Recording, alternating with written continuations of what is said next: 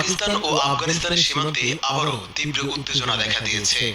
আফগান তালেবান যোদ্ধারা পাকিস্তানের কয়েকটি সামরিক চৌকিতে হামলা চালানোর পর শনিবার গভীর রাতে দুই দেশের সীমান্ত জুড়ে ব্যাপক গোলাগুলির ঘটনা ঘটে। রয়টার্স জানিয়েছে, আফগানিস্তানের দক্ষিণাঞ্চলীয় হেলমান্দ প্রদেশের কর্মকর্তারা দাবি করছেন, তালেবান বাহিনী দুটি পাকিস্তানি সীমান্ত চৌকি দখল করেছে।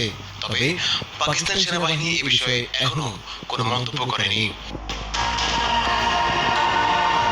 পাকিস্তানের নিরাপত্তা কর্মকর্তাদের বরাতে জানা গেছে, সীমান্তের অন্তত 5টি স্থানে সংঘর্ষ হয়েছে এবং তাদের বাহিনী পাল্টা জবাব দিচ্ছে। এর আগে বৃহস্পতিবার কাবুল ও পাকতিকা প্রদেশে পাকিস্তানের বিমান হামলার অভিযোগ তুলে তালেবান সরকার প্রতিশোধ নেওয়ার ঘোষণা দিয়েছিল। ইসলামাবাদ সেই হামলার অভিযোগ অস্বীকার না করলেও আফগান